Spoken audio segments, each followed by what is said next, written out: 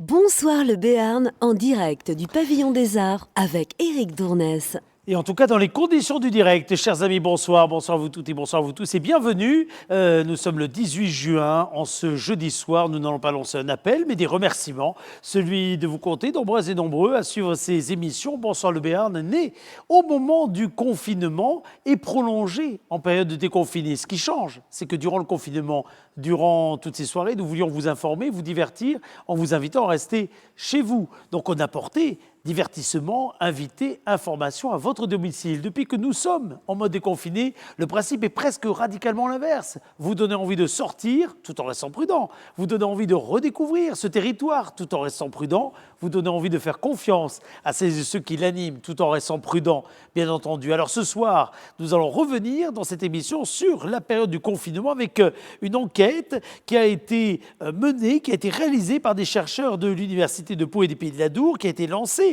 le 1er avril 2020, qui avait pour objet de recueillir l'expérience, le ressenti des personnes pendant les périodes de confinement, puis les déconfinements imposés par la crise du Covid-19. Pour nous parler de ces enquêtes en plateau, Evelyne Bartou ainsi que Yann Brunat, ils reviendront sur les principaux enseignements de celle-ci. Ce sont les invités de cette soirée. Ensuite, l'antenne ouverte, on a lancé cette formule pendant le confinement, on la continue après le déconfinement sur bonsoirlebéarn@gmail.com. Vous nous envoyez vos propositions de sujets et tous les soirs, nous vous recevons, vous qui faites d'actualité, vous qui êtes des acteurs du monde économique, vous qui participez à cette relance du territoire, tant au niveau associatif que sportif également. Ce soir, nous partirons du côté de Caliceo avec Damien Lozeille. Nous découvrirons de quelle façon le centre Caliceo a pu rouvrir ses portes. C'était déjà au début du mois de juin, le 3 juin.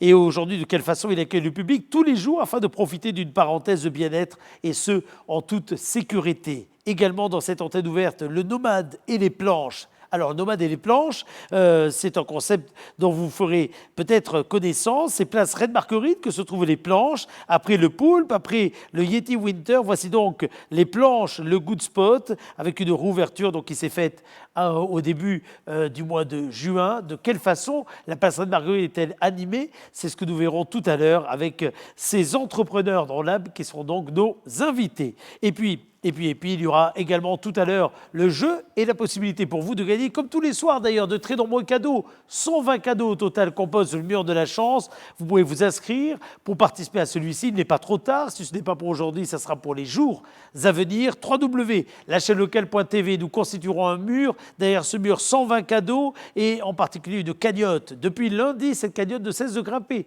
Ce n'est pas tout à fait vrai. Lundi, premier jour du jeu, 100 € gagnés par notre premier concurrent. 100 € gagnés par Didier lundi. Et puis depuis lundi, la cagnotte ne cesse de grimper et aujourd'hui, nous en sommes à 200 €. Si vous voulez gagner cette cagnotte de 200 € ou du moins la partager avec la personne qui sera avec moi tout à l'heure en direct à l'antenne, vous envoyez cadeau CADEAUX, j'ai l'impression de faire motus, CADEAUX sur la chaîne locale.tv. Sur la chaîne locale.tv, vous envoyez cadeau et vous pourrez partager le montant de la prochaine cagnotte, quelle que soit l'heure à laquelle vous suiviez cette émission de Bonsoir le Béarn, y compris si c'est dans un jour, 2 jours, 5 jours, 6 jours, en replay, qu'importe. Même principe, sur le 18 juin, l'appel à faire, c'est avec le mot cadeau. Allons-y, générique.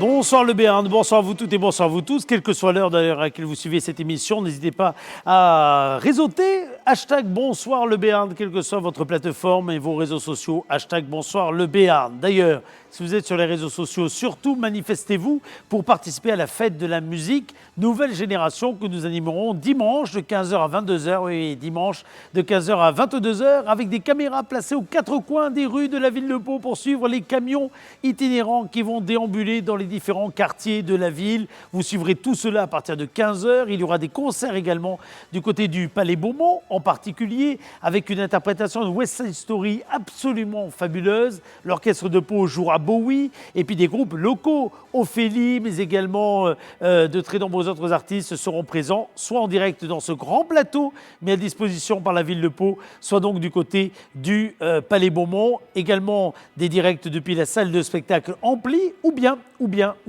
du côté de la Forge Moderne avec un apéro coronavirus qui sera réalisé en direct à l'occasion de la fête de la musique. Vous pouvez vous également contribuer à cette fête de la musique. Pour cela, vous nous envoyez vos vidéos par avance sur le www.pau.fr ou bien vous nous dites que dimanche, vous voulez faire un live avec nous depuis votre jardin, que sais-je, votre balcon, que sais-je, votre séjour, que sais-je, ça va faire plaisir à votre voisin, depuis où bon vous semble, pourvu que vous soyez en famille, entre amis, mais surtout en sécurité, dans le respect des distanciations sociales. Si vous êtes également du côté des cafetiers, restaurateurs, enclins à mettre en place un groupe chez vous, sans sortir de buvette à l'extérieur dans la rue, faites-le nous savoir. Nos caméras iront chez vous dimanche de 15h à 22h pour un véritable marathon que nous vivrons ensemble sur la chaîne locale.tv, mais surtout sur Pau.fr. Pau.fr avec le service culture de la ville de Pau qui a mis en place cette programmation que nous vous ferons vivre avec les équipes de Création mobilisées et sur le pont pour cela. Les invités que nous allons recevoir dans quelques instants nous ont interrogé pour savoir de quelle façon nous avions vécu cette expérience tout à fait inédite du confinement. Ils nous apportent leurs réponses dans quelques secondes.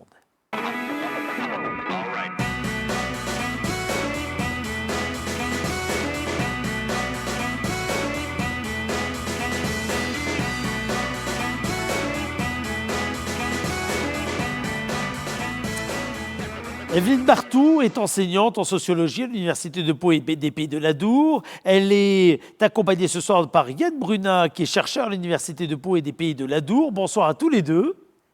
Prenez vos micros respectifs qui ont été, on garde les bonnes habitudes, préparés pour vous, désinfectés avant que vous ne les mettiez près de la bouche. Ils le seront après votre venue, votre passage ici même. On est un peu plus séparés qu'on ne le fait évidemment à l'accoutumée dans les plateaux, parce qu'on reste prudent au regard de ce virus qui aura provoqué, entre autres choses, une période inédite à vivre en commun, une période de confinement. Rien que le mot d'ailleurs signifie beaucoup de choses. C'est une expérience inédite qui va rester incontestablement non seulement dans les mémoires, mais qui méritera d'être étudiée pour ce qu'elle a provoqué en matière de réaction, d'appréhension, de réaction positive, parfois négative, de peur et autres. Et vous, vous êtes dit comme des tas de chercheurs dans le domaine de la sociologie, dans le monde entier. Et c'est ça qui est intéressant, de quelle façon finalement nous avons été capables de recevoir cette injonction, capables de la comprendre, et puis de quelle façon nous l'avons vécue. Tous les deux, d'abord, petite précision sur peut-être quels sont vos domaines de prédilection. C'est toujours intéressant de savoir vers quoi les chercheurs cherchent. Vous savez que c'est un vieil adage. Alors, allons-y, Evelyne. Vous intervenez dans quel domaine en particulier? Alors, moi, je suis spécialisée en sociologie de l'éducation, de la jeunesse et des migrations. Vous exercez du côté de l'Université de Pau et des Pays de l'Adour, mais vous avez également, je crois, des travaux qui sont associés au Centre Émilie Durkheim, à l'Université de Bordeaux, et associés également avec d'autres professionnels qui travaillent avec vous sur différents travaux. Alors, tout à fait. Donc, moi, je suis chercheuse, comme vous venez de le dire, au Centre Émile Durkheim de l'Université de Bordeaux. Donc, des collègues de sociologie. Et je suis très inscrite dans le réseau local, puisque je suis notamment évaluatrice au collège Pierre-Emmanuel, collège innovant Pierre-Emmanuel de Pau, par exemple. Yann Brunat, vous êtes chercheur à l'Université de Pau et des Pays de l'Adour. Ça fait combien de temps d'ailleurs que vous exercez ? Ça va faire bientôt 7 ans, c'est-à-dire depuis le début du doctorat jusqu'à aujourd'hui. Et mon domaine de prédilection, ça sera davantage la sociologie du numérique, ou plus précisément des usages du numérique. Donc tout ce qui rentre dans notre vie, dans notre quotidien aujourd'hui, les smartphones, les tablettes, les ordinateurs. Alors nous avons pu le voir avec le confinement, bien sûr, encore davantage, bien sûr. Et voilà, j'étudie toutes ces technologies et surtout les tensions qui peuvent se développer autour des usages de ces technologies pour les individus et quelles peuvent être les irréversibilités qui peuvent se développer autour de ces usages sur le long terme. Alors c'est intéressant évidemment de s'interroger, même si on est très à chaud là, sur cette période du confinement et du déconfinement que nous vivons, parce que la période est loin d'être terminée en matière d'interrogation, de bouleversement dans nos vies quotidiennes. Qu'est-ce qui vous a donné envie d'abord de vous intéresser à cette période et de questionner, on va voir de quelle façon d'ailleurs, les habitants du territoire. Peut-être Evelyne. Alors, celle qui nous a donné envie de nous questionner sur ces questions-là n'est pas là ce soir, c'est la seule du trio qui n'est pas présente. C'est en discutant entre collègues, donc on avait évidemment compris qu'il se jouait quelque chose d'inédit, que cette période était particulièrement intéressante. Nous, quand on travaille en sociologie, on travaille beaucoup autour du temps et de l'espace. Donc là, typiquement, on était dans un espace contraint, voire très contraint pour certains, et le temps a complètement perdu de sa substance, ou en tout cas s'est transformé. On pourra y revenir tout à l'heure à travers quelques résultats. Donc l'idée, c'était de saisir sur le moment le plus vite possible, puisque vous dites qu'il y a beaucoup d'enquêtes qui ont été conduites sur ce sujet-là. On fait partie des premières à être sorties pour essayer de comprendre comment, vous l'avez dit tout à l'heure, les gens vivent cette période et surtout quelles vont être les répercussions sur l'après, le monde de demain, puisque c'est ce qu'on entend beaucoup aujourd'hui. Mais c'est ça qui nous intéressait, évidemment. Evelyne, mais également Yann, on ausculte à l'instant T, on prend les réactions à l'instant T, à chaud. Pour autant, ça méritera évidemment de se poser, de laisser du temps pour venir sur cette notion-là, pour analyser les choses. Parce que je ne connais pas encore le résultat de votre enquête, mais on avait l'impression pendant cette période du confinement qu'en effet, notre rapport au temps était totalement bousculé, tant et si bien que pour les uns, on était dans une mouvance quasi zéro, et pour les autres, on avait l'impression que tout passait vite, on était dans l'urgence de l'attente d'une nouvelle, etc. Ça montre bien que le rapport au temps, il nous donne des perceptions sur nos vies quotidiennes très différentes sur l'endroit où on se trouve. Oui, tout à fait. Alors, le rapport au temps, déjà, comme vous le soulignez, mais également aussi le rapport à l'espace. Le rapport à l'espace, à ce qui nous est immédiatement proche, parce que nous avions beaucoup de contraintes, bien sûr, lors du confinement. Donc, ça peut être intéressant en matière d'expérience d'essayer de saisir ce que le confinement a changé en matière de temporalité et en matière de spatialité aussi, de voir ce qu'il y avait juste autour de nous. On se rappelle tous, bien sûr, de la limite du kilomètre, un seul kilomètre, de l'attestation également, ça rappelle un petit peu, vrai. à 5 cases, puis à 7 cases par la suite. Donc voilà, tous ces éléments ont changé des choses dans nos vies et on a essayé de saisir ce que ça a pu changer presque en temps réel, parce que nous avons commencé à analyser les résultats pendant le confinement. Alors déjà, on va commencer par le départ, le questionnaire. Le questionnaire, il a été adressé à qui? Quel échantillon? C'est toujours important dans les enquêtes. Et surtout, à quelle date? Alors, nous l'avons commencé, je crois, le 2 avril. 1er avril. 1er avril. On était 1er avril. 1er avril, on est vraiment en plein cœur, au début pratiquement. Ça fait 15 jours qu'on est confiné globalement. Voilà, au début du confinement. Alors dès le 20 mars à peu près, on commence à réfléchir à un questionnaire que nous avons formulé, que nous avons testé, principalement auprès de nos proches et de notre entourage. On a essayé de recueillir de premières impressions. Alors pas pour les analyser bien sûr, mais pour voir ce qui n'allait pas dans les questions, ce qu'il était possible de changer. La compréhension qu'on peut en avoir évidemment. Voilà, sûr. Tout à fait, la compréhension pour que ce soit assez accessible également pour tous les publics. En ligne.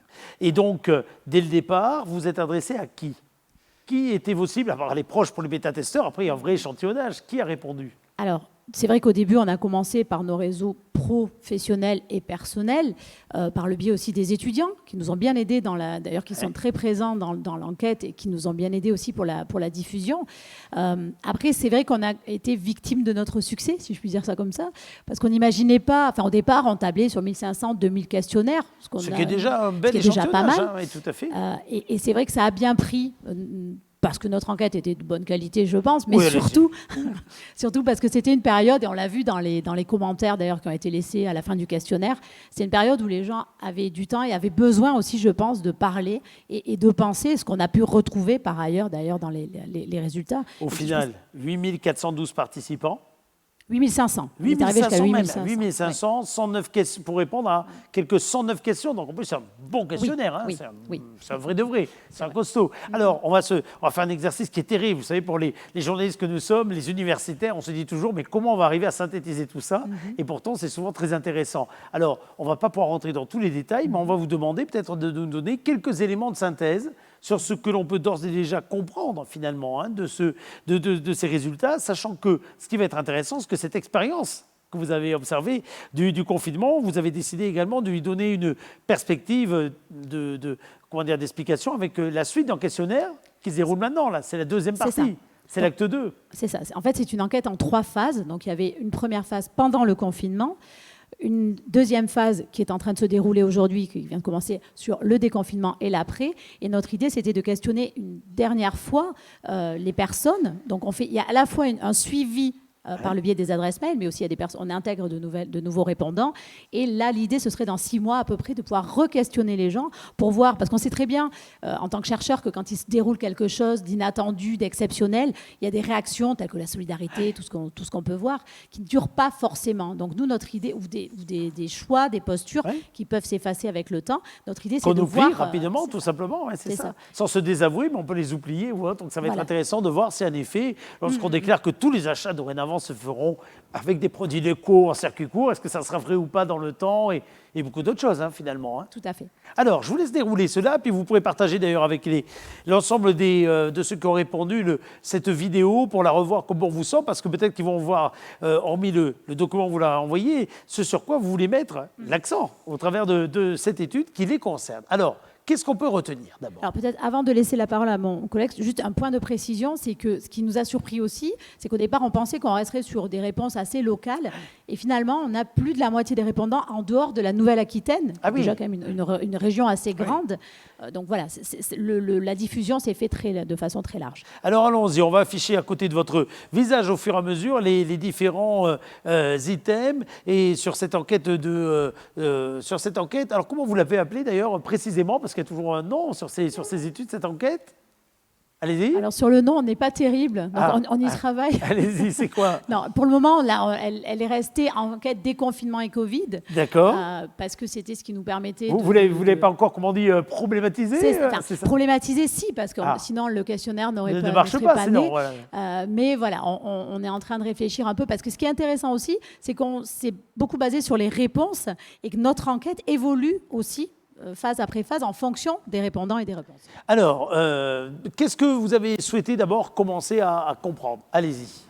Alors, dans un premier temps, on pourrait s'interroger sur la fréquence des sorties, sur les sorties tout court. Ah oui. Bon, des résultats qui sont assez attendus. Les sorties sont généralement hebdomadaires pour les achats de première nécessité. Donc, pendant le confinement, les individus qui ont répondu à notre enquête faisaient leurs courses en majorité une fois par semaine.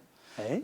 Voilà, avec quelques sorties plus rares, mais les sorties quotidiennes étaient quand même très rares pour les achats de première nécessité. Alors nous observons à droite, vous avez sur le graphique de droite, le pourcentage d'individus qui déclarent ne jamais sortir pour des raisons extérieures à celles qui étaient présentes sur la fameuse attestation. Donc. Et vous voyez que quand même, on est sur un échantillon qui est très respectueux de ces mesures, et des règles qui ont été mises en place durant le confinement, puisque dans le début du confinement, entre le 1er et 5 avril, on était à 95% d'individus qui ne sortaient jamais, ou du moins qui ne déclaraient, bien sûr, ne jamais sortir pour des raisons extérieures à celles de l'attestation, et on tombe à un petit peu moins de 90%, on doit être autour des 88% entre le 4 et le 10 mai. Alors sachant que la semaine du 4 au 10 mai était un petit peu...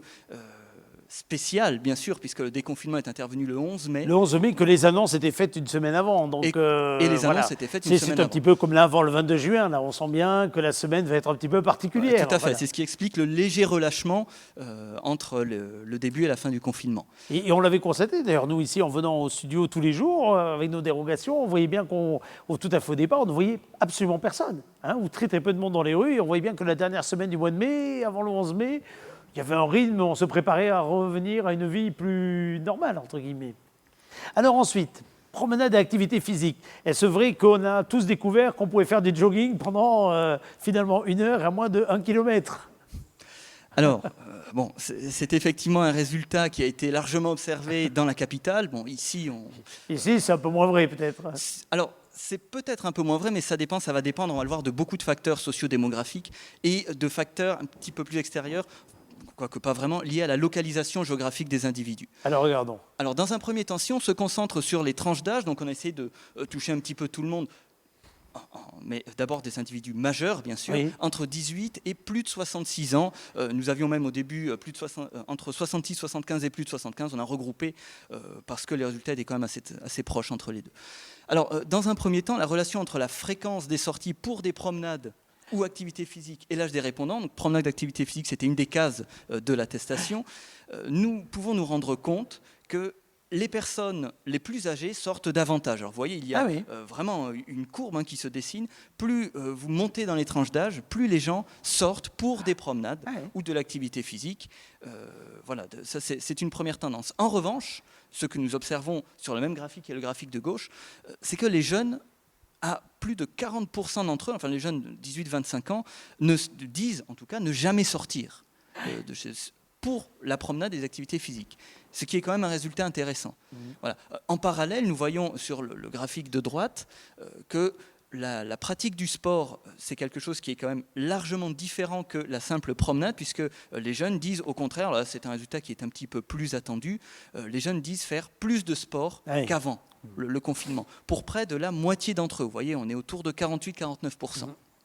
Ce qui n'est pas neutre. Autre point, allez-y, je vous laisse dérouler. Moi, je découvre l'enquête en même temps que vous, donc allez-y. Oui, au niveau des sorties avec les enfants, alors là, vous voyez, c'est ce que je vous disais, au niveau des inégalités géographiques, des inégalités spatiales, un résultat qui est intéressant ici, sur le graphique que vous voyez à droite, c'est que quand on isole la localisation géographique des individus, nous en arrivons à l'observation qu'il y a un lien entre le lieu du confinement et la fréquence de la promenade que font les parents avec leurs enfants. C'est-à-dire ? Nous observons par exemple que dans les quartiers prioritaires, plus de 70% des parents disent moins sortir pour des motifs de promenade avec leurs enfants qu'avant le confinement.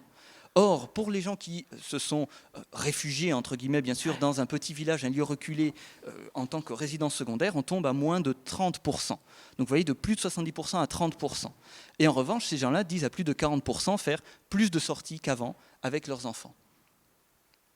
Le télétravail. Alors, on a bien compris que c'était un sujet qui semblait avoir bousculé totalement les organisations, alors qui a permis finalement à beaucoup d'organisations aussi de continuer d'ailleurs, et puis qui bouscule aujourd'hui lors de la reprise ce que sera demain l'organisation du travail. Qu'en est-il vraiment sur le télétravail? Qu'avez-vous observé? Alors, c'est un point qui est particulièrement intéressant parce qu'il traduit bien toutes les tensions finalement qui traversent les individus, puisque, donc, on l'a vu, certains, 48% de notre échantillon, je ne vais peut-être pas revenir sur tous les chiffres, mais ont découvert le télétravail. Avec, là aussi, pour certains, et là on le voit plutôt dans les réponses ouvertes, aux questions ouvertes, pour certains c'est une belle découverte, donc la possibilité de reprendre un peu de liberté, d'organiser son temps, donc de passer moins de temps dans les transports, d'être plus efficace. Et en même temps, il y a quand même aussi, parfois pour les mêmes individus, des questionnements quant à la séparation vie privée, vie professionnelle, et la peur aussi de voir le travail empiéter finalement dans son propre espace et sur son propre Et d'ailleurs, j'imagine que si on regarde dans la finesse, finalement, chacune des réponses, elles ont pu peut-être évoluer au fil du temps entre ce qui était peut-être les premiers répondants du début du confinement et puis ceux qui vous ont répondu un petit peu à la fin, parce que finalement, il y avait les premières découvertes, et on le sent très bien au niveau des collaborateurs. Alors, chez nous, on est mal habitués, parce que ça fait des années qu'on est habitué au télétravail, mais on voyait bien avec des amis ou autres qu'il y avait une phase en effet de découverte, parfois d'excitation, parfois de mise en place compliquée, et à l'inverse, l'impression de fin de déconfinement était presque opposée parfois avec ce qui a été ressenti au début pour ces découvertes. Ce qui ressort beaucoup aussi, c'est la question de l'adaptation. C'est-à-dire que les personnes qui ne sont pas habituées à télétravailler ont mis un peu de temps à comprendre et à s'organiser, finalement, à se réorganiser. Après, il faut quand même avoir à l'esprit que ce n'est pas quelque chose de miraculeux dans tous les métiers, loin de là. Et puis, ce n'est pas du tout homogène ni par rapport au métier, ni par rapport à l'endroit où on habite, ni par rapport à la situation familiale. Télétravailler quand on est seul ou quand on est avec une famille de 4 enfants avec qui il faut arriver à faire les cours, etc., ce n'est pas tout à fait la même appréciation. Tout à fait, c'est ça. Et le gros problème, il est là, c'est que certains, ceux qui ont le plus mal vécu le confinement, c'est finalement des gens qui étaient, donc qui ne télétravaillaient pas et qui étaient donc du coup exposés, soit des personnes aussi qui télétravaillaient tout en s'occupant des enfants, comme vous le dites, ce qui n'est pas franchement évident. C'est clair. Alors, comment vivre à la fois personnellement et puis professionnellement, alors que c'est souvent sous le même toit, avec la même unité de lieu, d'espace, hein, finalement, contrairement à ce qui est le boulot tel qu'on le voyait avant. C'est-à-dire, on va au travail, dans un environnement, chacun peut en penser ce qu'il veut, mais on va au travail. Là, c'est au même endroit. Alors, là, on a eu des résultats qui sont assez intéressants parce que finalement, on se rend compte que 78% des personnes ont déclaré ne pas avoir de difficulté à concilier les deux, sachant que beaucoup avaient arrêté aussi de travailler, donc là aussi ça mérite plus de finesse. Mais un résultat qui est intéressant, c'est qu'on pensait que les femmes seraient plus touchées par la difficulté à concilier ces deux temps de vie. Et finalement, on s'est rendu compte qu'il y avait quand même pas mal de pères, notamment, qui ne travaillaient plus ou qui télétravaillaient et qui étaient beaucoup moins en déplacement et qui étaient assez satisfaits de cette situation. Et peut-être, une des questions qu'on se pose, une des hypothèses, c'est peut-être que ça a allégé la fameuse charge mentale sur certaines femmes, même si sur d'autres, la charge mentale et les violences ont été extrêmement... voilà. Mais il faut être nuancé. Mais je pense que là, on tient quelque chose. Il va falloir qu'on creuse un peu cette question-là pour la suite. Je vous laisse continuer à dérouler. Alors, autre point, activité quotidienne et pendant le confinement, communiquer à des temps confinés. Alors, on est dans un lieu ici qui est tout à fait particulier pour cette question d'ailleurs, parce qu'on l'a créé aux premières heures du confinement pour arriver à communiquer les uns avec les autres. Et cette question de la communication, alors qu'on est fermé, finalement séparé, hein, empêché des lieux de rencontre, des lieux dans lesquels il y a des échanges sociaux, on voit bien qu'elle a bousculé beaucoup de choses. Qu'est-ce qu'ils vous ont dit, ceux que vous avez interrogés? Oui, tout à fait. Bon, ici, c'est vrai que vous avez beaucoup d'écrans. Les individus qui ont répondu à cette enquête ont aussi beaucoup d'écrans. Oui, c'est ça. C'est peut-être un panel qui n'est pas tout à fait représentatif de toute la population, parce que déjà, c'est un panel de connectés, quelque part, j'ai envie de dire. Tout à fait, c'est un panel de connectés. Alors, avant d'être chercheur, on est surtout enseignant nous-mêmes. Donc, nous savons très bien qu'il y a des étudiants qui vont essayer d'aller chercher parce que c'est difficile pour eux d'être connectés. Déjà d'être connectés parce qu'ils n'ont pas forcément les moyens de se connecter, ni la possibilité de le faire, qu'ils ont une 4G limitée, pas forcément de box chez eux. Enfin, voilà, il y a beaucoup de problématiques qui se posent derrière. Et c'est vrai que quand on s'intéresse, quand on croise confinement et activité numérique des individus, eh bien, nous nous apercevons qu'il y a beaucoup de choses à en dire. Au niveau de la communication, un des résultats qui ressort des graphiques qui sont ici sous nos yeux, c'est tout simplement que la connexion, ou plutôt la surconnexion par rapport à ce qu'il y avait précédemment, concerne toutes les tranches d'âge. Alors, elle concerne d'abord les jeunes, oui, qui sont plus des 2/3 à se déclarer plus connectés, à utiliser davantage les réseaux sociaux, les messageries instantanées, mais elle concerne également les 51-65 ans et les plus de 66 ans. Voilà, donc ça concerne vraiment l'ensemble des tranches d'âge et c'est la même chose si nous nous intéressons cette fois-ci aux appels téléphoniques et aux SMS. Alors on distingue un petit peu les deux parce que réseaux sociaux, messagerie instantanée, on pourrait se dire naïvement c'est un truc de jeune. Bon, il y a beaucoup d'enquêtes sociologiques qui montrent qu'aujourd'hui c'est beaucoup plus partagé que ça d'ailleurs. Voilà, et l'écart tient principalement aux supports qui sont utilisés. Voilà, c'est pas forcément les mêmes messageries, c'est pas etc. Mais il y en a qui sont tout à fait du Snapchat, du TikTok, ça c'est pour les jeunes, du Facebook c'est pour les moins jeunes aujourd'hui. Donc ça concerne toutes les tranches d'âge et de la même façon, les appels téléphoniques et les SMS concernent aussi toutes les tranches d'âge. Même si on se dit là aussi c'est peut-être quelque chose qui concerne davantage les tranches d'âge les plus élevées. Bon, nous observons ici que dans tous les cas, toutes tranches d'âge confondues, les individus appellent davantage et envoient davantage de SMS, principalement aux amis et à la famille. Voilà. Alors nous observons avec une granularité un petit peu plus fine que c'est surtout parce qu'ils s'inquiètent. C'est surtout parce qu'ils s'inquiètent pour la santé de leurs proches et parce qu'ils prendre des nouvelles, c'est ça. Prendre des nouvelles et parce qu'ils disent avoir le temps de le faire. Aujourd'hui. C'est vrai qu'on a pris l'habitude de rappeler des gens qu'on aime bien, hein, c'est pas la question, mais qu'on n'a pas forcément le temps d'avoir ou qu'on a simplement lorsque c'est Noël, bon anniversaire, bonne fête, que sais-je. Alors que là, finalement, on avait un peu plus de temps et on avait surtout envie aussi de savoir comment ils allaient chez eux. Oui. Cette façon de faire, peut-être qu'avec plus de temps, elle a provoqué de nouveaux rapports, hein, quelque part aussi. Voilà, tout à fait. Et ça sera sans doute très intéressant de vérifier si cette tendance se poursuit à l'issue du confinement ou si c'était quelque chose d'assez éphémère. Oui, tout à fait. Alors, autre point à découvrir, à voir dans votre enquête. Allons-y. Oui, alors les contenus vidéo et la télévision, alors là, c'est quelque chose, on les a regroupés ici, mais c'est un élément que nous avons séparé dans la deuxième version pour, encore une fois, aller un petit peu plus loin. C'est pas forcément la même chose, voilà, tout à fait. Ce n'est pas la même chose. Nous observons en tout cas que cela concerne encore une fois toutes les tranches d'âge et qu'on a quand même un pourcentage assez élevé d'individus qui déclarent davantage regarder des contenus vidéo de façon générale. En tout cas, les écrans, de façon générale, ça a été... les écrans. Ouais. Alors les écrans, là, c'est vraiment les contenus vidéo. Sur les écrans, on peut s'en servir pour communiquer, comme on a eu précédemment. Ici, vous parlez bien près du micro pour communiquer, pardon. Oui, ici, c'est vraiment les contenus vidéo. Alors, on voit ces résultats-là. Là aussi, on l'a vu beaucoup d'ailleurs, hein, au niveau de la télévision, on s'est rendu compte que la soif d'information, la soif de partager quelque part hein, les mêmes items de conversation, y compris lorsqu'il s'agit de regarder des grands films populaires ou autres, ben oui, on avait besoin de se retrouver autour des bonnes valeurs sûres. Tout à fait. Au niveau de l'information, un autre résultat intéressant, on ne peut pas tout présenter ici, on va assez vite bien sûr, mais un des résultats intéressants de notre enquête également, c'est que la lecture de l'actualité est largement plus importante, et ce, pour tous les niveaux de diplôme. Oui. Pour tous les niveaux de diplôme, les gens lisent, se renseignent sur l'actualité, beaucoup plus en cette période, du moins dans leurs déclarations. Encore une fois, ce n'est pas quelque chose de vérifié, ce sont les gens qui le déclarent. Et même si parfois il ne s'agit pas d'aller acheter le journal, on a bien vu que sur le nombre de pages lues hein, sur les sites officiels de la presse, quelle qu'elle soit, locale, régionale, nationale, internationale, il y avait un boom, une explosion incroyable. Une explosion incroyable, oui. Alors après, au niveau des usages, au niveau des algorithmes derrière tout ça, de recommandations, qu'est-ce qu'il va faire qu'on va consulter tel média, etc. Bon, là, il y a des choses à observer un peu plus en profondeur. Allez, on continue. Alors, les mots là, qui sont revenus le plus lorsqu'on parle du confinement. D'abord, si on est sur l'entrée du confinement, le vécu, comment est-ce que ça a été ressenti ? Alors, pour rebondir sur ce qui vient d'être dit aussi, ce qui est important, c'est que oui, il y a eu plus d'informations, oui, les gens ont globalement consommé plus de ce type de contenu-là, mais là aussi de façon très inégalitaire. C'est-à-dire que tout le monde ne s'informe pas de la même façon, sur les mêmes sites, avec la même fréquence et le même sens critique.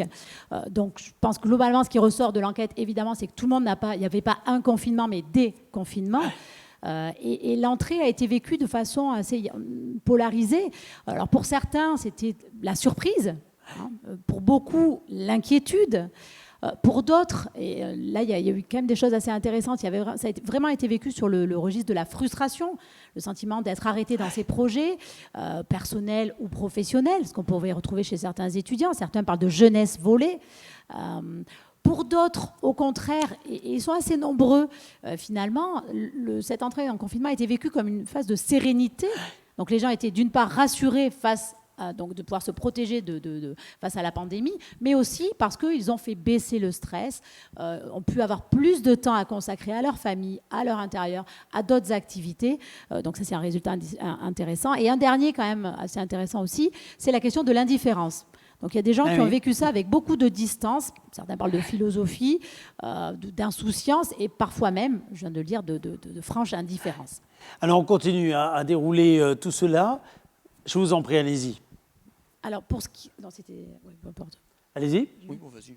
Alors, pour ce qui est de la sérénité, parce qu'on leur a demandé aux gens comment ils se sentaient, c'était quand même la première question, et on l'a reposée dans le second. Donc, globalement, ce qu'on peut voir, c'est que la polarisation se fait plutôt autour du globalement serein, et ça dépend des moments, avec des personnes quand même assez nombreuses à se déclarer angoissées, déprimées et très stressées. Alors, les femmes sont moins nombreuses que les hommes à se déclarer sereines, globalement sereines, on le voit, 24,8% contre 38,2%. Et évidemment, ça, c'est extrêmement lié aussi à d'autres caractéristiques, telles que le lieu de confinement, la taille de ce lieu aussi, hein, ce qui paraît une évidence. Bien sûr. La sérénité est plus facile à la campagne avec une maison du terrain que dans un petit appartement en banlieue ou en région ou en banlieue parisienne.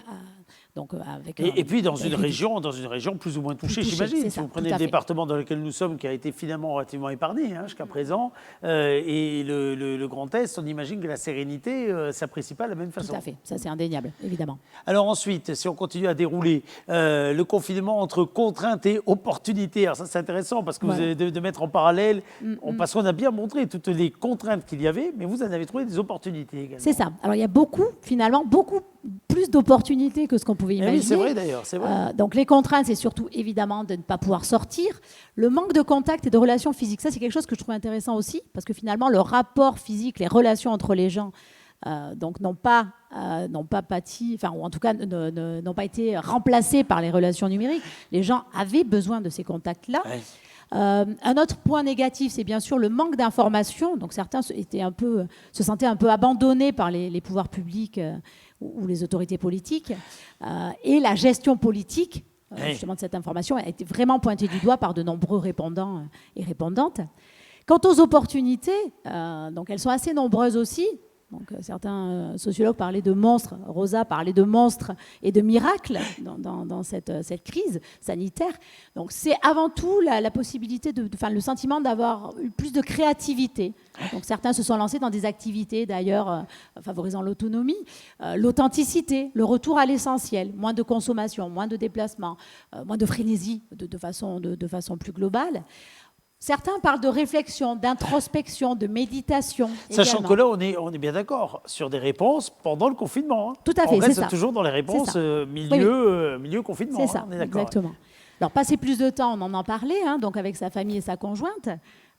Et ce qui est très important aussi, j'en ai parlé un peu tout à l'heure, c'est la question de la décélération. Eh oui. Donc je pense que cette crise est vraiment un révélateur du rythme effréné dans lequel nous vivons, que ce soit sur le plan professionnel ou même personnel.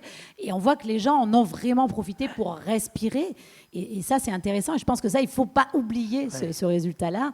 Et l'autre qui est assez proche aussi, c'est la question du rapport à la nature. Ouais. Le fait de découvrir finalement autour de chez soi d'autres façons de se promener et de vivre.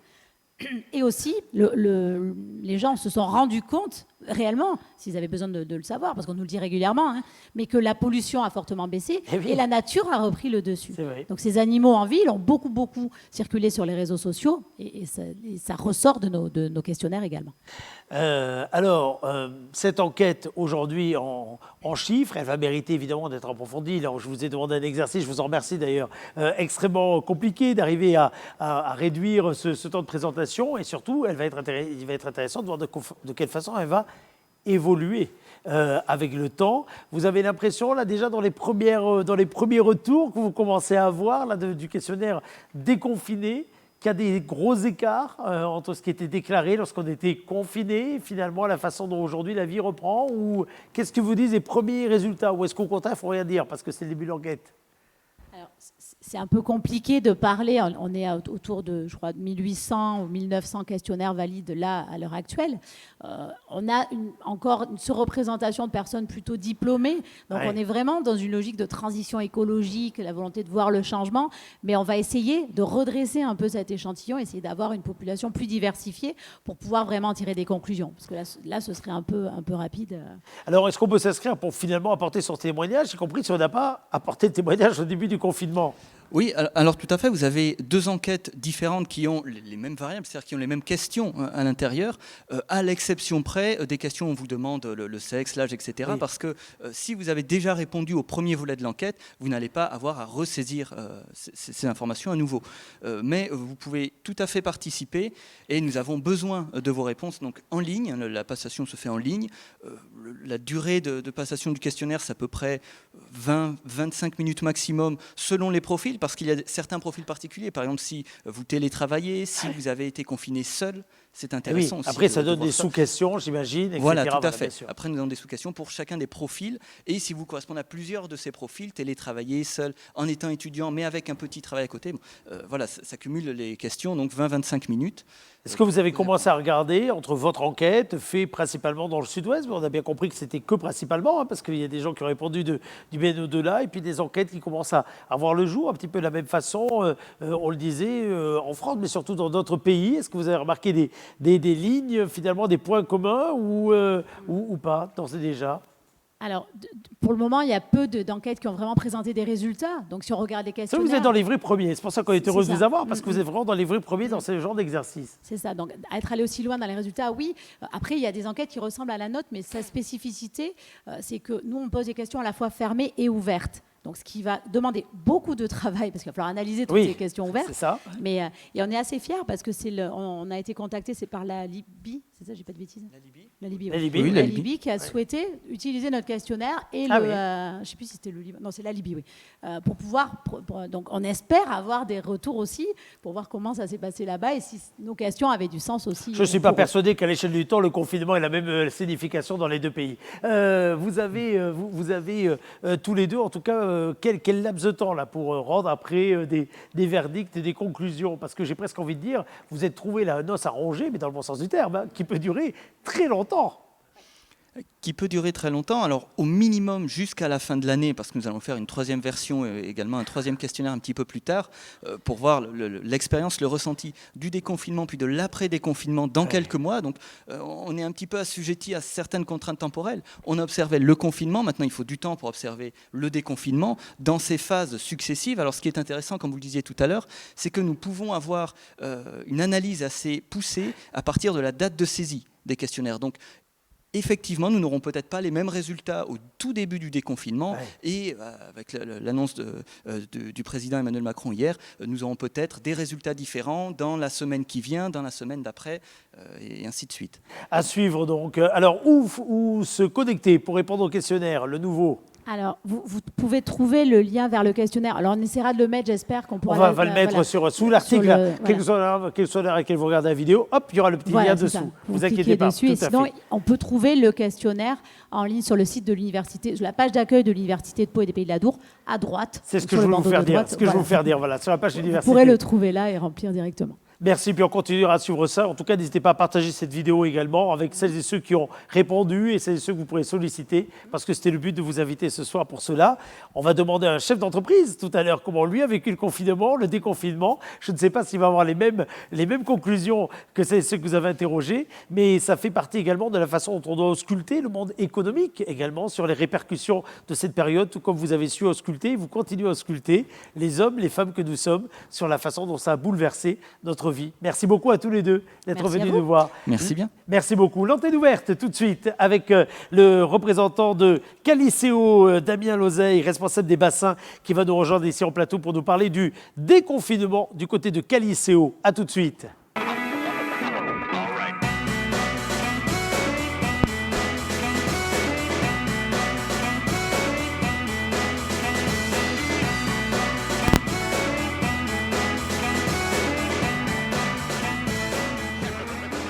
Alors, chers amis, l'antenne ouverte, vous pouvez réagir quelle que soit l'heure à laquelle vous suiviez ce programme et notamment en replay, parce qu'évidemment, pendant la période déconfinée, vous êtes beaucoup moins nombreux à nous suivre en direct, on ne va pas se leurrer. C'est d'ailleurs là où on voit également les différentes habitudes. Autant vous étiez 1-0 de plus à nous suivre en mode confiné en direct, et maintenant c'est le replay qui a pris évidemment le pas. Alors, quelle que soit l'heure à laquelle vous nous regardez, évidemment pas forcément en direct. D'ailleurs, toutes les émissions que nous tournons ne sont pas forcément tournées en direct, alors que nous les réalisons dans les conditions du direct. Par contre, hashtag bonsoir le Béarn, quels que soient les réseaux sociaux que vous avez l'habitude de fréquenter. Si vous voulez par contre nous envoyer un sujet, participer à cette antenne ouverte ou bien nous faire part de vos initiatives, de vos réflexions, n'hésitez pas à le faire. bonsoirlebéarn@gmail.com, bonsoirlebéarn@gmail.com. Pour celles et ceux qui préfèrent le SMS, vos simples noms suffisent. 06 44 63 07 14, 06 44 63 07 14. Ce soir, j'ai le plaisir de recevoir en plateau, parce que ça aussi, ça fait du bien par rapport à la visio et à la discussion avec l'écran, des invités. Parmi ces invités, Damien Lozeille qui est avec nous. Bonsoir. Bonsoir à vous. Merci beaucoup. On a fait un changement de micro, donc vous ne devez pas évidemment avoir le même micro que vos prédécesseurs. Et bien cela dit, avec ce micro, on va vous entendre nous parler de la façon dont Caliceo, qui est un haut lieu du loisir, du bien-être, du cocooning, du rassemblement, et vous voyez où je veux en venir, a pu rouvrir. Caliceo d'abord. On va commencer par le départ. Existence, bassin, allez-y, petite carte d'identité. Allez. Une petite présentation. Alors, il y a eu quelques changements sur notre entreprise depuis 2018. Donc, Caliceo est une entreprise à la base familiale qui a vu le jour au début des années 2000, donc qui était à l'origine, c'est la famille Pontens qui avait créé le premier centre sur Dax. Avec l'antenne landaise. C'est ça, tout à fait. Ouais. C'est le premier centre qui a vu le jour. Dans un deuxième temps, on a eu un centre qui a vu le jour sur Toulouse. Puis après, 3 centres dont Pau fait partie en 2007, donc Pau, Lyon et Perpignan. Et ensuite, 2 derniers centres qui ont vu le jour un peu plus récemment, qui sont Bordeaux et Nantes. Donc aujourd'hui, l'entreprise Caliceo a été rachetée en 2018 par un groupe, le groupe Equio Capital, et dont Marc Léonard aujourd'hui est le PDG de l'entreprise Caliceo.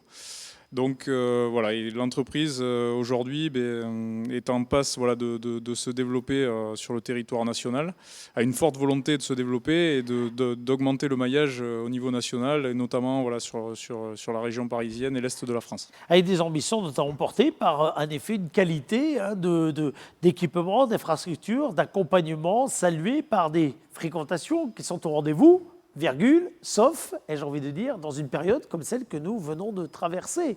Parce que fermeture, comme tout le monde, dès le début du confinement, pour une réouverture, alors moi ça m'a paru incroyable, je me suis dit qu'il devait y avoir beaucoup de travail pour permettre cela, pour une réouverture qui finalement s'est faite, allez, j'ose dire assez rapidement, même si le temps a dû paraître long évidemment pendant la période, mais déjà début juin. Tout à fait, oui. On a fait partie des premiers centres aquatiques à ouvrir au niveau local et au niveau national. Tout à fait, puisqu'aujourd'hui, alors l'un des centres, notamment le Caliceo de Lyon, fait partie des 22 piscines test au niveau national. Donc on a aussi ce retour d'expérience qui nous permet aussi à nous d'avancer au niveau local. Mais voilà, c'est vrai que Caliceo a fait partie des tout premiers centres et ça a demandé un gros travail en amont puisqu'il y avait tout un parcours client à recréer, tout un tas de précautions à prendre par rapport à cette réouverture. Et donc oui, effectivement, ça nous a pris quelques heures de travail pour être opérationnel à partir du 3 juin.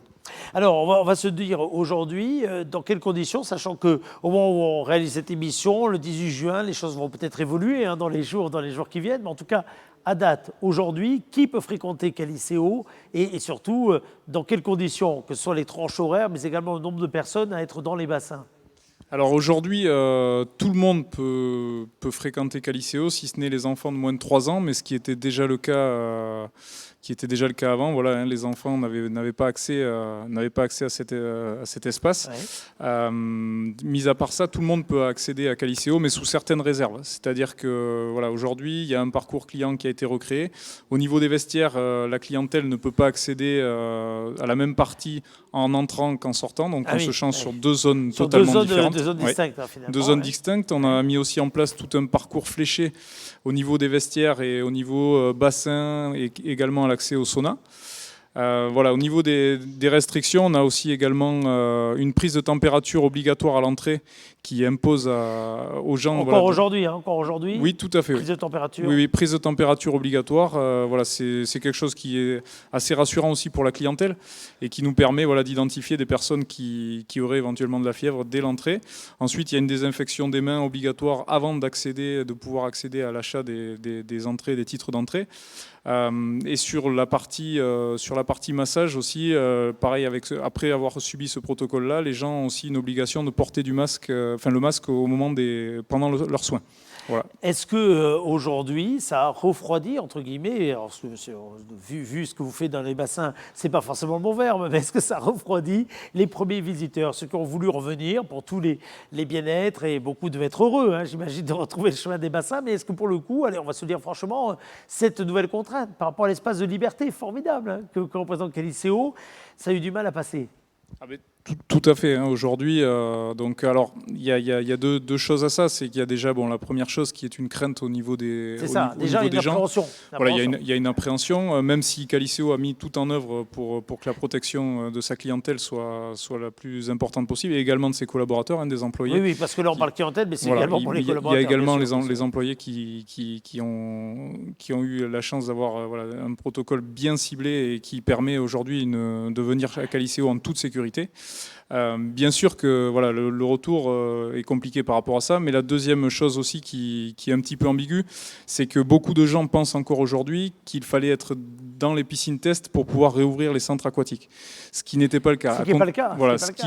À compter du 2 juin, en fait, l'État a laissé la liberté au centre, malgré, il fallait quand même avoir un parcours client et une distanciation, oui, ça c'est pas et fait tout un protocole complet. N'importe comment, mais enfin, il fallait avoir aussi un feu vert de la préfecture, et à ce titre, d'ailleurs, je remercie énormément la préfecture des Pyrénées-Atlantiques et le préfet, M. Spitz, qui nous a permis de pouvoir réouvrir dans ces conditions-là. Mais effectivement, oui, oui, voilà, donc le message étant un peu brouillé au niveau national, beaucoup de gens pensaient qu'on était encore fermé. Et c'est vrai que ça ralentit un petit peu le relancement de l'activité.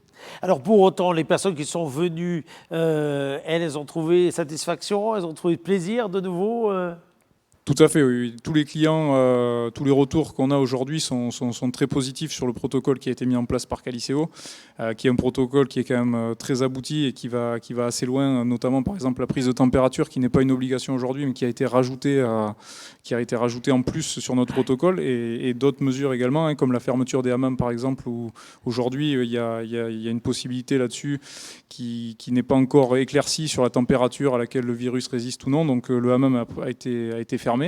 Et donc aujourd'hui, oui, la clientèle est plutôt satisfaite et commence à retrouver petit à petit de façon plus nombreuse les bassins, même si ça reprendrait pas aussi vite que ce qu'on souhaite. Est-ce que, je vais vous poser 2-3 questions que peut-être tout le monde se pose. Le traitement, on sait bien que l'eau est traitée, évidemment, dans vos structures. Est-ce que le traitement a subi des changements? Est-ce qu'il y a eu de nouveaux processus, de nouvelles procédures mises en place? Alors au niveau du traitement de l'eau, bien sûr, on a augmenté les taux de chloration dans les bassins. Oui. Voilà, c'était un conseil de l'ARS et nous, on l'a appliqué sur le centre de Pau et sur tous les centres au niveau national.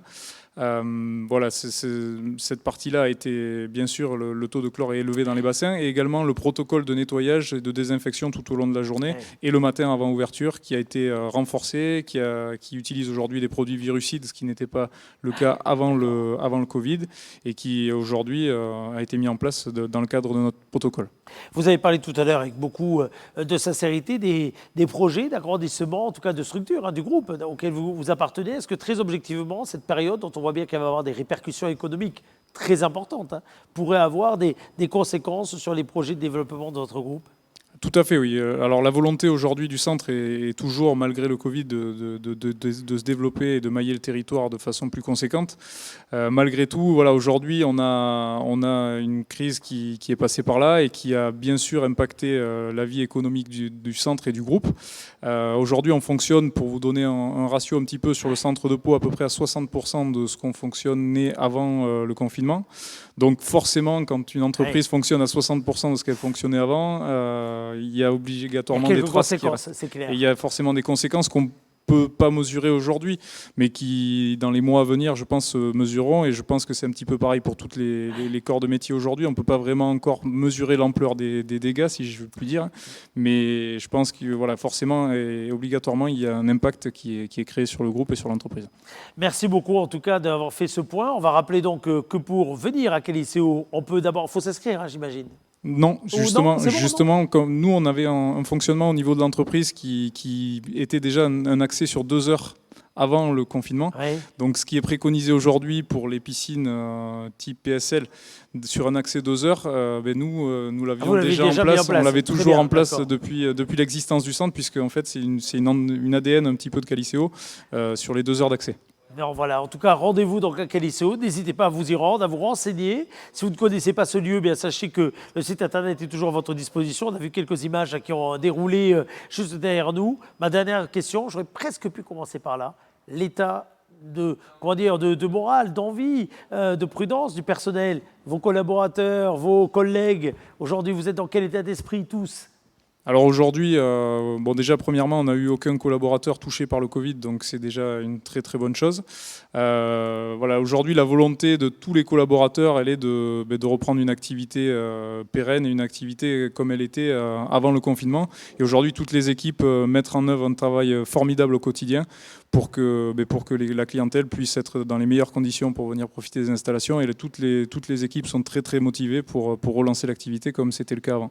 Merci beaucoup à vous de votre venue ici même. Rendez-vous à Qualiceo. Merci à Damien Lozaï, le responsable des bassins. On va se retrouver dans quelques petites minutes, puis j'espère qu'on aura l'occasion de se recroiser de nouveau. Vous êtes un acteur de la vie économique tout à fait important, donc on vous souhaite évidemment de retrouver un rythme de fréquentation à la hauteur des exigences qui ont toujours été les vôtres du côté de Qualiceo. Merci beaucoup en tout cas à vous. Merci beaucoup à vous. Merci. Alors, on va se retrouver dans quelques petites minutes. Je vous rappelle une nouvelle fois que nous avons la possibilité, chers amis, de vous recevoir, comme d'ailleurs notre précédente invitée. Bonsoirleberne@gmail.com, bonsoirleberne@gmail.com ou bien 06 44 63 07 14. En régie, dites-moi qui est-ce que nous avons en ligne.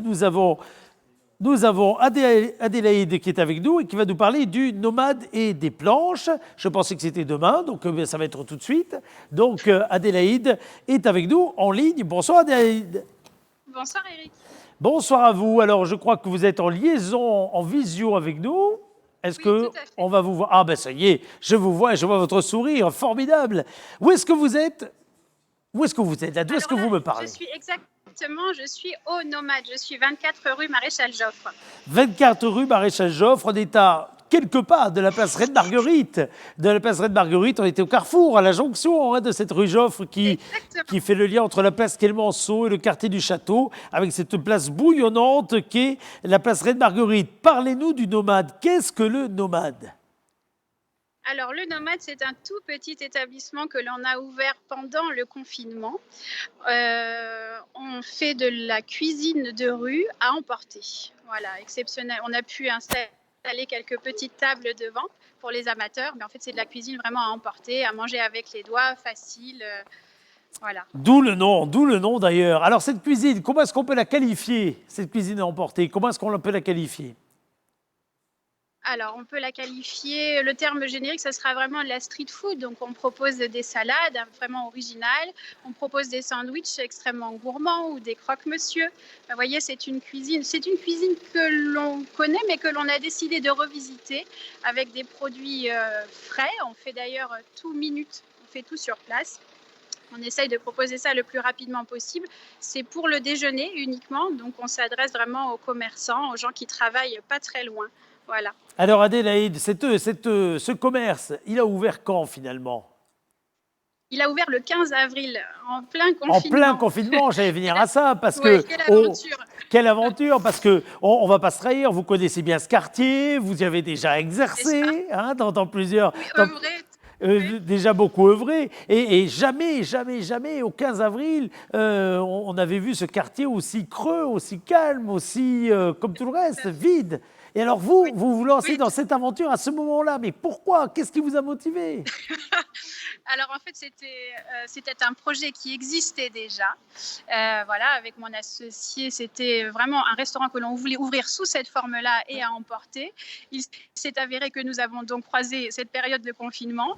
L'ouverture a été décalée d'une petite semaine seulement, et puis eh bien nous voilà, et on était plutôt contents du démarrage. Et puis on était contents d'amener aussi un petit peu de vie dans ce quartier pendant cette période-là. Exactement. Parce que d'habitude, c'est un quartier qui vit. Et d'ailleurs, on le voit bien depuis la rouverture. Là, ça y est, il a repris un petit peu de couleur, même si ce n'est pas évidemment dans les conditions habituelles. Et vous avez une petite alchimie entre ce qui est à emporter du côté du Nomade, avec ce côté street food extrêmement qualitatif, et puis un petit côté restauration événementielle qu'on a vu naître il n'y a pas beaucoup, finalement aussi, il n'y a pas beaucoup de temps à l'échelle du temps sur la place Reine-Marguerite. Et tout est lié, je crois. Oui, exactement, tout est lié. Oui, tout à fait. Et donc, il y a aussi les planches. Oui. Voilà. Et donc, les planches fait partie de ce concept de pop-up restaurant que nous avons décidé de créer avec mon associé. Donc, il y a eu précédemment le poulpe, ensuite Yeti que vous avez peut-être aussi connu, et aujourd'hui les planches. Voilà. Alors le Yeti, on l'avait vu notamment cet hiver. D'ailleurs, vous avez fermé avec le confinement, au moment où il y avait le Yeti, il y avait les cabines les cabines, comment dire, de télésièges, etc. Avant le poulpe. Alors à la fois c'est un concept intéressant, puis à la fois il peut interroger, parce que si quelqu'un n'y connaît pas, il peut passer là et se dire tiens, le restaurant il est encore fermé, c'est encore des nouveaux, etc. En fait, oui, ils ont encore changé, tout à fait. Alors qu'en fait c'est voulu finalement, c'est d'événementialiser le plus possible, de théâtraliser, c'est ça. Exactement, et puis de fidéliser sur un lieu. On a envie que les clients nous fassent confiance, soient contents de retrouver la même équipe, et on a envie de surprendre aussi, donc en proposant une décoration et une carte toujours toujours un peu plus innovantes. Alors, il y a eu Yeti, il y a eu donc avant les autres restaurants, mais où allez-vous vous arrêter? Est-ce que vous avez déjà en tête, là, ceux qui pourraient être, sans parler de date, parce que vous êtes en phase de réouverture, donc on ne va pas Oui, commencer. c'est ça. Voilà. Mais est-ce que vous avez toujours un coup d'avance? Vous avez l'idée de le prochain coup déjà ou pas? Je pense qu'il y a peut-être une idée qui se profile, oui, pour l'hiver prochain. Oui, oui, oui. En tout cas, C'est important, c'est chouette d'être tout le temps dans le projet. En tout cas, là, ça vous a permis, alors que pour le domaine de la restauration, on a vu à quel point c'était difficile, de garder l'espoir et de vous dire que les gens pouvaient avoir envie d'une qualité. Alors, c'est rigolo parce que votre street food s'est transformé en house food parce que finalement, les gens venaient dans la rue récupérer pour aller manger à la maison. C'est presque antinomique avec le concept de base. Oui, c'est ça, tout à fait. Oui, oui. Finalement, tout s'est croisé. Voilà, tout s'est croisé. Et je dois vous dire aussi que je pense qu'on a eu beaucoup de chance de pouvoir ouvrir pendant cette période parce que moralement, ça nous a aussi beaucoup aidé d'avoir une clientèle. Alors, même la clientèle des planches qui a été fidèle aux nomades. Quel bonheur. Ça, c'est bien, c'est une formidable aventure, formidable aventure. Oui. Alors, c'est aussi une aventure entrepreneuriale parce que c'est pour ça qu'on a plaisir à vous avoir. Là, alors, vous, avec votre sourire, mais également ceux qui sont autour de vous, parce qu'on le voit bien, l'idée, c'est de faire du commerce, mais dans le bon sens du terme, c'est-à-dire de dynamiser, de créer du lien. Est-ce que vous avez l'impression que les clients là, attendaient de nouveau le retour de ce lien dans les jours qui viennent de précéder ? Oui, oui, je pense vraiment. Enfin, ils étaient contents de nous retrouver, de retrouver ce nouvel établissement et de voir le clin d'œil en face aux nomades. Oui, oui, oui, je pense vraiment que. Et puis, on est content aussi là de voir que le quartier se réanime. Helios, notre voisin, a réouvert. Le Mexico est là aussi. Donc, il y a vraiment une vie de quartier qui s'anime autour de la restauration ici et c'est formidable. Absolument, dans un quartier qui est absolument formidable, que j'espère les touristes vont bien découvrir également cet été, parce que là, vous avez commencé à vous adresser aux Paloises et aux Palois qui sont ressortis. Mais ça y est, là, à partir de ce week-end, du week-end prochain, on sent bien que ça commence un petit peu à frémir dans les premières réservations. Oui, oui, oui, petit à petit. D'abord, c'était un peu timide et puis on nous demandait encore quelques tables un petit peu éloignées. Et puis petit à petit, on sent que les clients s'adaptent aussi et comprennent voilà, que la vie reprend et que les restaurateurs font leur maximum pour les recevoir vraiment dans les conditions optimale. Absolument. Voilà. Alors, Adélaïde, on va revoir non seulement votre sourire, mais on va peut-être vous demander un petit exercice, puisqu'on est dans les conditions du direct, à l'heure où nous parlons, et on va peut-être vous demander de tourner la caméra pour que vous nous montriez vraiment la devanture du nomade avec la perspective de la rue. Ça va nous permettre comme ça de bien situer où est-ce qu'on va pouvoir vous retrouver. Et on voit notre ami le restaurant grec pas très loin, et là on voit ici... Exactement. Le nomade, et moi je ne suis pas encore venu vous saluer, mais croyez, parce qu'à chaque fois il y a un petit peu de monde devant, donc, mais croyez-moi, on va le faire ces jours-ci, et ça sera avec plaisir qu'on va pouvoir goûter ça. Et voyez, juste de l'autre côté de la rue se dessinent les planches qui sont fermées en début de semaine, mais vraiment l'autre restaurant se situe en face. Donc ça fait un véritable food court en fait finalement. Oh, pas mal le concept, c'est très bien, très bien joué, tout à fait. Tout ça dans le quartier piéton avec en perspective le château. Merci beaucoup Adélaïde d'avoir été avec nous ce soir. C'est moi qui... Merci beaucoup. À très bientôt en tout cas, à très bientôt du côté du quartier du Château. Alors vous savez que ce week-end d'ailleurs, vendredi, samedi, dimanche, les commerçants du centre-ville de Pau vous accueilleront évidemment avec en perspective la fête des pères et puis la fête de la musique. La fête de la musique ce sera dimanche, la fête des pères c'est également dimanche. Vendredi, samedi, dimanche, vous allez pouvoir stationner gratuitement d'abord au centre-ville de Pau. Vous allez pouvoir également effectuer vos achats auprès des commerçants palois vendredi, samedi, dimanche. Alors, on a pris du retard dans cette émission Bonsoir le Béarn. On ne va pas avoir le temps de jouer au mur de la chance. On va le faire demain. On va, cela dit, permettre que la cagnotte demain soit gagnée. Malheureusement, ce soir, l'heure tourne, donc impossible d'accueillir notre gagnant. Demain, donc, vendredi, on sera avec ce gagnant en ligne pour tenter de décrocher les cadeaux derrière le mur de la chance. Vous pouvez jouer, cela dit, on va vous montrer une nouvelle fois. Vous pouvez jouer avec nous, www.lachaînelocale.tv, www.lachaînelocale.tv. chaîneLocale.tv pour poser candidature. La cagnotte va rester en état et demain, on jouera donc au mur de la chance avec à la clé 200 € de chèque cadeau. 200 € de chèque cadeau. La possibilité pour vous de gagner cette cagnotte ou bien de gagner les très nombreux autres cadeaux qui se cachent derrière le mur. Ça sera demain, vendredi, pour ce nouveau numéro de Bonsoir le Béarn qui attaquera dès 18h. Très belle soirée à vous toutes et à vous tous. Et rendez-vous demain. Salut!